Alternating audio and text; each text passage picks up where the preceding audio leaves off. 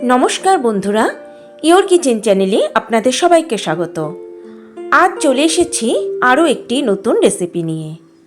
আমি আজ আপনাদের করে দেখাবো পেঁয়াজ কলি আলুর এই তরকারির রেসিপিটা।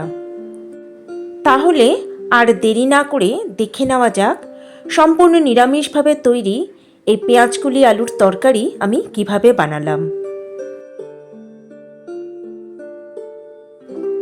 পেঁয়াজ কলি এইরকম ছোট টুকরো করে কেটে নিয়েছি, আর আলু এইরকম টুকরো করে কেটে নিয়েছি, আর নিয়েছি একটা টমেটো।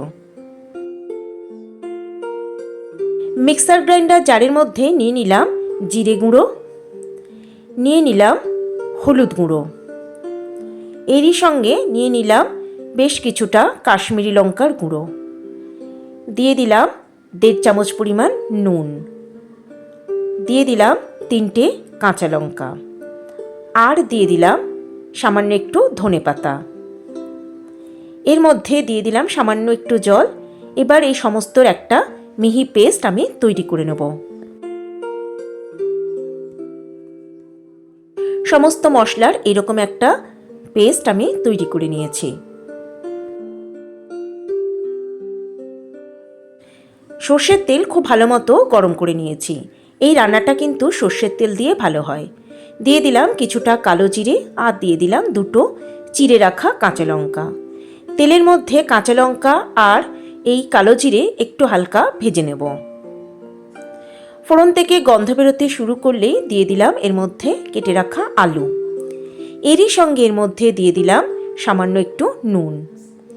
এবার নুন দিয়ে আলুগুলো বেশ ভালো মতো একটু ভেজে নেব। আর এই সময় আমি গ্যাসের ফ্লেম রেখেছি একদম হাইতে।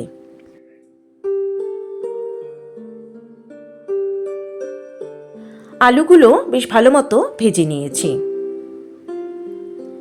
এবার এর মধ্যে দিয়ে দেব যে মশলার পেস্ট তৈরি করে রেখেছিলাম, সেই মশলার পেস্টটা। এবার এই সমস্ত কিছু খুব ভালো করে একবার কষিয়ে নেব।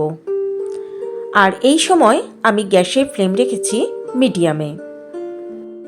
আমার সকল দর্শক বন্ধুর কাছে একান্ত অনুরোধ রইল আমার চ্যানেলটা সাবস্ক্রাইব করার ও পাশে থাকা বেল আইকনটা প্রেস করার।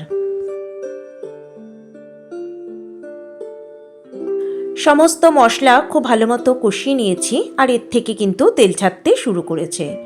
এবার এর মধ্যে দিয়ে দেবো কেটে রাখা পেঁয়াজকলি। এরই সঙ্গে এর মধ্যে দিয়ে দেবো কেটে রাখা টমেটো। এবার এই সমস্ত কিছু খুব ভালো করে একবার নেড়েচেড়ে আরও 2-3 মিনিট আমি ভালো করে কষিয়ে নেব। আর এই সময় আমি গ্যাসের ফ্লেম রেখেছি মিডিয়ামে।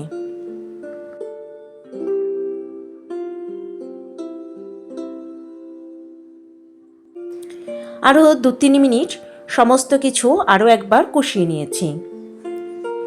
এবার এর মধ্যে দিয়ে দেব 1 চামচ পরিমাণ চিনি। এখানে চিনিটা কিন্তু অবশ্যই দিতে হবে। চিনি দিলে এই তরকারির স্বাদ কিন্তু বহুগুণে বেড়ে যায়। যে জারটার মধ্যে মশলা পিষেছিলাম সেটা ধুয়ে এর মধ্যে দিয়ে দিলাম কিছুটা জল।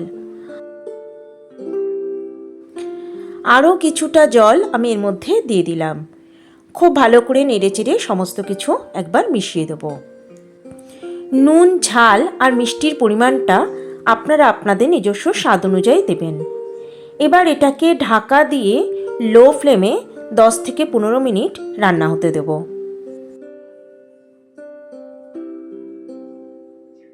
ফিরে এলাম প্রায় 15 মিনিট পর।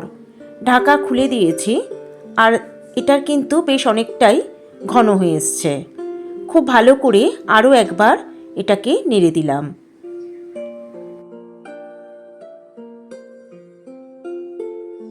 এবার ওপর থেকে ছড়িয়ে দেব বেশ কিছুটা কুচিয়ে রাখা ধনেপাতা। সমস্ত কিছুকে আরও একবার নেড়ে মিশিয়ে দেব। এবার আমি গ্যাসের ফ্লেম বন্ধ করে দেব। তৈরি হয়ে গেল আমার আজকের রেসিপি পেঁয়াজ আলুর তরকারি। এবার এটাকে আমি কিছু সময় ঢাকা দিয়ে রেখে দেবো, তারপর পরিবেশন করব। লাঞ্চে বা ডিনারে গরম ভাত এমনকি রুটির সঙ্গেও এটা খেতে কিন্তু অসাধারণ টেস্টি লাগে। পেঁয়াজকলি নানা রকম রেসিপি আপনারা রান্না করে থাকেন, একবার এই রকমভাবে পেঁয়াজ আলুর তরকারি আপনারা রান্না করে দেখুন, এটা খেতে কিন্তু সত্যি অসাধারণ টেস্টি হয়। রেসিপিটা ভালো লাগলে একটা লাইক, কমেন্ট ও শেয়ার করার অনুরোধ রইল সকল দর্শক বন্ধুর কাছে। তবে আজকের মতো বিদায় বন্ধুরা, নমস্কার।